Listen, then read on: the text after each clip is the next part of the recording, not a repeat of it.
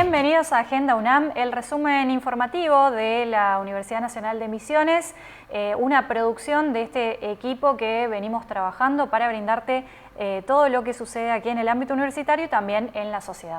Buen día, Jorge, ¿cómo estás? ¿Qué tal? Muy bien. Mucha actividad de investigación. En este caso hablamos de la yerba mate, el reconocimiento de patrones y la incorporación de la inteligencia artificial al proceso científico. Del tema hablamos con la magíster Alice Rambo, secretaria de Extensión y Vinculación Tecnológica de la Facultad de Ciencias Exactas.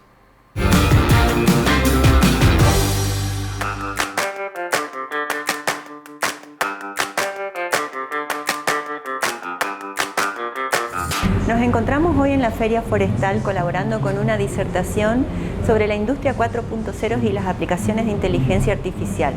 Dentro de esta era que estamos viviendo, que nos invita a repensar los procesos productivos de manera tal en que podamos aumentar la capacidad productiva y la calidad de los mismos a través de la implementación de nuevas herramientas tecnológicas.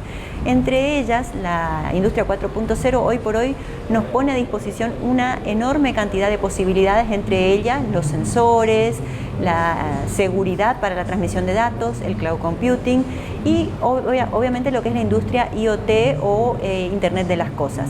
Pero todo este cúmulo de información posteriormente se debe procesar y para eso está la inteligencia artificial como una posibilidad de escribir código automáticamente, en el sentido en que a través de los datos que se recaban se pueden entrenar con redes neuronales para poder desde ese punto de vista trabajar, por ejemplo, con la clasificación. En este caso, en la propuesta que se trabajó dentro de la cátedra de Inteligencia Artificial de la Licenciatura en Sistemas de Información, lo que se le propone a los estudiantes es ir a las empresas productoras de yerba y hacer capturas de imágenes de la cadena productiva de la yerba mate. En este sentido, se trabajó con los patrones de calidad que pedía la industria, que es un determinado porcentaje de cantidad de palo presente en la yerba. En este sentido, los estudiantes lo que hicieron fue de alguna manera determinar dentro de la línea productiva qué partes de la producción pertenecían a categorías y clasificaciones según la cantidad de palo existente dentro de la yerba mate. En este sentido, trabajó un grupo de estudiantes en una experiencia que se hizo en común con la Universidad Nacional del Centro. A su vez, también otro grupo trabajó en la captura de imágenes dentro de las plantaciones de yerba mate, estudiando las hojas de las mismas plantas para de alguna forma determinar la posibilidad de que puedan estar siendo infectadas por algún tipo de bacteria o algún tipo de insecto. Y de esta forma poder de alguna manera ofrecer la posibilidad de acciones preventivas o evitar la dispersión de estos agentes dentro de lo que es la plantación. Esta es una experiencia que se realizó en el año 2012 y a partir de ahí se desencadenaron tanto proyectos de investigación como tesis de doctorado y actualmente eso es totalmente aplicable en la industria, no solamente yerbatera, sino en cualquier tipo de industria.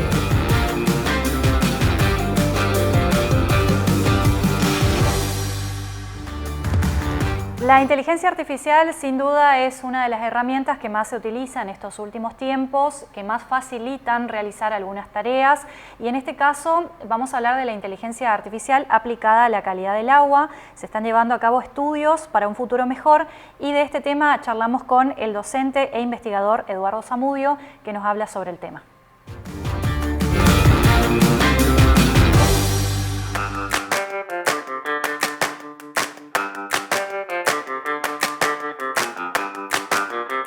Estuvimos charlando respecto de lo que son algunas de las aplicaciones de la inteligencia artificial y en particular a partir de un área conocida como la ciencia de datos en algunas de las problemáticas regionales.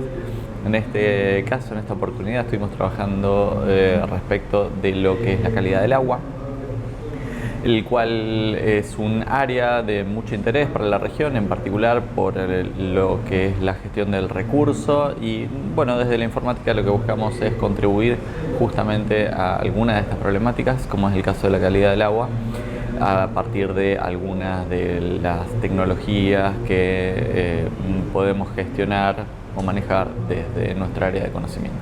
en este sentido es que estuvimos presentando algunas de las experiencias vinculadas con procesamiento de datos, con estimación de algunos parámetros de calidad del agua y cómo esos pueden llegar a contribuir mejor en gestionar adecuadamente el recurso hídrico. Esta es una de las áreas, así también mencionamos algunas de las otras áreas con las que trabajamos, que, como decía, fundamentalmente están relacionadas con problemáticas regionales, es parte de nuestro interés y donde queremos contribuir. Uno de los organismos de la provincia trabajan y realizan algún tipo de gestión con calidad del agua. Por ejemplo, desde aquí hay algunos organismos, la Entidad Binacional Yacyretá, como por ejemplo la Comisión Mixta del Río Paraná, la Argentino-Paraguaya del Río Paraná, realizan estudios sobre calidad del agua en la provincia y algunas regiones. En general, sobre los ríos, pero también sobre algunos de los afluentes de esos ríos y sobre algunas de las perforaciones, sobre algunos de los pozos, digamos, donde también se estudia, digamos, las propiedades del recurso.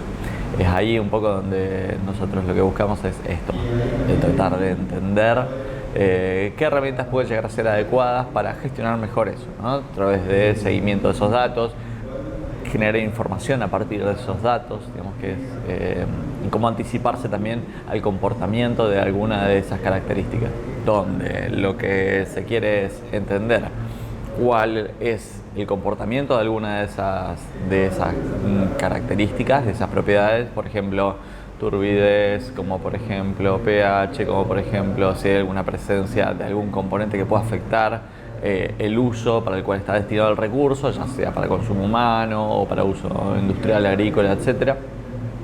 Entonces, para esos tomadores de decisión es finalmente para quienes está dirigido esto. Por supuesto que con distintas otras áreas, digamos, desde, en este caso, digamos, la aproximación a la calidad del agua tiene que ver con alguna posibilidad de vinculación con organismos locales, pero también trabajamos en otras áreas, como por ejemplo la gestión pública, la gestión documental pública, cómo contribuir a la seguridad de esa gestión o la digitalización de esa gestión, siempre donde la informática, digamos, pueda tener alguna participación, es donde vamos y tratamos de identificar oportunidades para eso.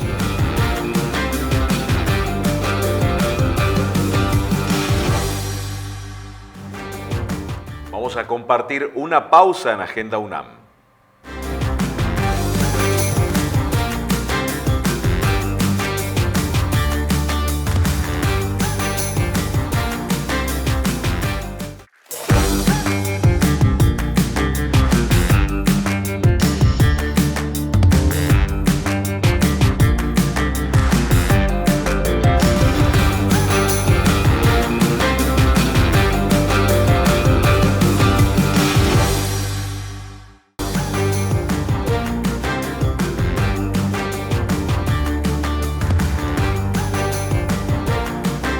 Continuamos hablando de investigaciones en el ámbito de la universidad y vamos a hablar acerca del BIONA. Se trata de una iniciativa que integra las capacidades científico-tecnológicas. Del tema hablamos con la doctora María Cristina Area, que es directora del Instituto de Materiales de Misiones, una gestión conjunta de la UNAM y el CONICET.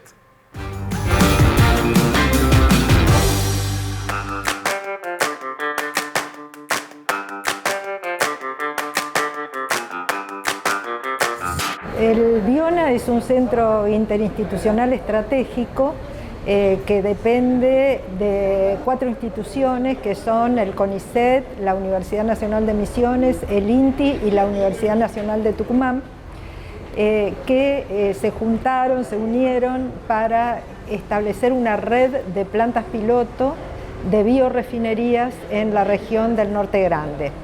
Esta red de plantas pilotos lo que propone es escalar proyectos de biorefinería que fueron desarrollados a nivel laboratorio, escalarlos a planta piloto para poder después transferirlos a la industria.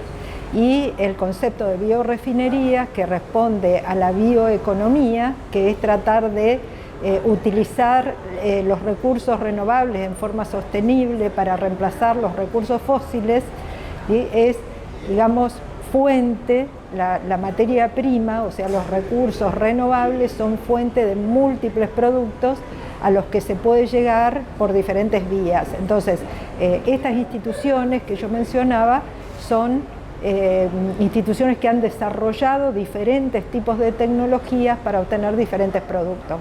En el caso nuestro, yo soy la directora del Instituto de Materiales de Misiones, que es del CONICET y la Universidad de Misiones.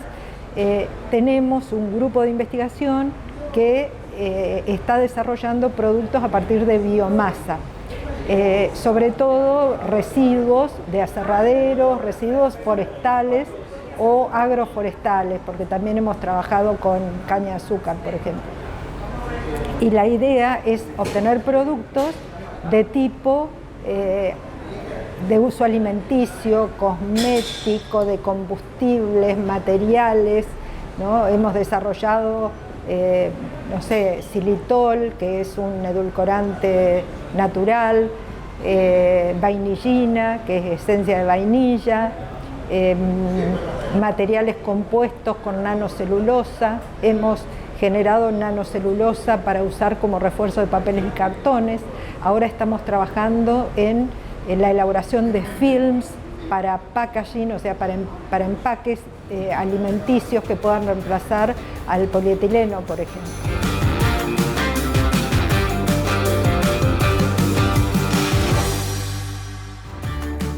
Despejando trascendidos contra las universidades, vamos a hablar acerca del mecanismo de las auditorías. ¿Cómo se llevan a cabo las auditorías y las universidades, en este caso, el proceso por el cual siempre pasaron? Y en este caso vamos a explicar, un especialista de aquí de la Universidad Nacional de Misiones explica cómo es el proceso.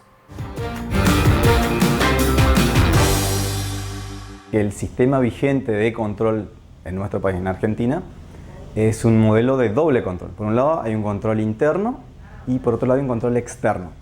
El control externo está a cargo de la Auditoría General de la Nación, ¿sí?, que tiene rango constitucional. Y el control interno, en el caso de las universidades nacionales, está a cargo de las unidades de auditoría interna, ¿sí? A partir de la sanción de la Ley de Administración Financiera, ¿sí?, y de Control del Sector Público, se creó, ¿sí?, dentro de lo que es el Poder Ejecutivo Nacional, la Sindicatura General de la Nación, ¿sí? Al mismo tiempo se crearon en distintos ministerios, organismos y también en las universidades las unidades de auditoría interna. Esto habla desde el año 1993, ¿sí? Se creó la unidad de auditoría interna en nuestra universidad. Existe el control interno entonces a cargo de las unidades de auditoría interna. Anualmente, ¿sí?, se realiza un plan de auditoría interna que es aprobado por la máxima autoridad, donde se fijan cuáles son los objetivos y cuáles son el objeto de control previsto para cada año, ¿sí?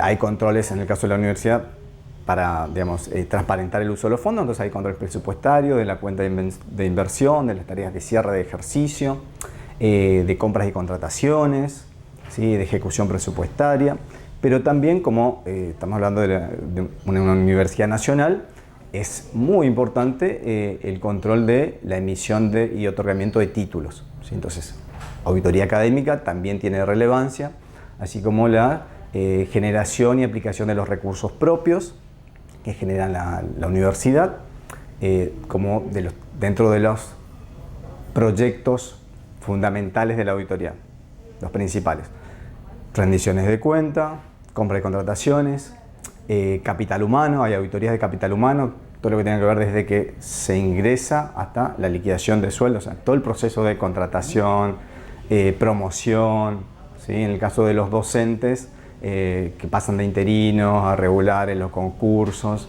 ¿sí?, y la liquidación de sueldos de todos los meses. Entonces, todas esas áreas son sujetas a revisión o están dentro del plan de auditoría interna, ¿sí?, que se ejecuta anualmente. Desde que se crea, como yo le dije, la Sindicatura General de la Nación, las unidades de auditoría interna de las universidades tenían una doble dependencia. Por un lado, de la máxima autoridad de la Casa de Altos Estudios, y por otro lado, funcionalmente de la SIGEN, ¿sí?, como órgano de control interno a nivel nacional que emite normas, manuales de control interno, y hasta el año 2022 todas las unidades de auditoría interna de las universidades remitíamos, ¿sí?, copia de los informes que elaborábamos, además de que trabajamos en forma conjunta con la CIGEN, nos enviaban los lineamientos para la elaboración de este plan anual que yo te estaba comentando, ¿sí?, cuáles eran las líneas de control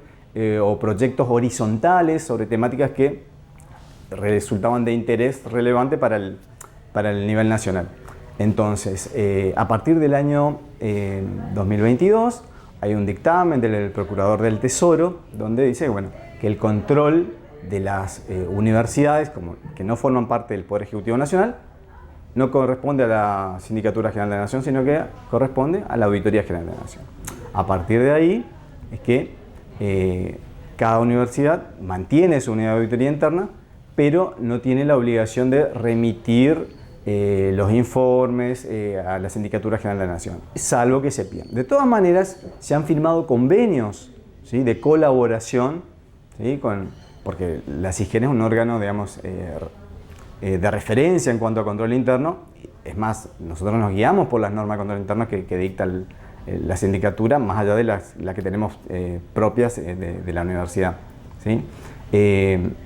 Se firmaron convenios, ¿sí?, específicos de colaboración, puntualmente el año pasado, referido a dos temas, ¿sí? Uno es el tema de auditoría académica, como les mencionaba anteriormente, y rendiciones de cuentas, que son, digamos, fundamentales en este último caso en la transparencia para transparentar el uso y la aplicación de los fondos públicos. En primer lugar, ¿sí?, los informes, ¿sí?, de las universidades son públicos. No, la información que se produce en las unidades de auditoría interna, los informes de auditoría interna, se elevan a la máxima autoridad, ¿sí?, y son públicos. Más allá del sistema de control interno, del órgano de control interno que tiene la universidad, que es la unidad de auditoría interna, que tiene un plan de trabajo y que ejecuta en forma, a través de muestras, determinados expedientes y la ejecución de gastos. Además, en la ejecución del gasto se sigue un circuito, ¿sí?, y en cada etapa, ¿sí?, en cada dirección, ¿sí?, que va atravesando ese circuito, hay un control por oposición, ¿sí? Es decir, que no solo hay un control interno por el órgano que realiza la auditoría interna, sino que también hay un control por oposición al momento de ejecutar el gasto, porque ¿sí?, el expediente va pasando por distintos sectores donde cada sector va controlando lo que ejecutó o realizó el sector por donde pasó anteriormente. Y hasta aquí llegamos con Agenda UNAM, toda la actividad de la Universidad Nacional de Misiones. Si querés seguirnos, puedes ingresar en transmedia.unam.edu.ar y en las redes sociales, en Instagram nos encontrás como UNAM Transmedia y en el canal de YouTube como TVTUM. Nos despedimos. Gracias. Chau, chau.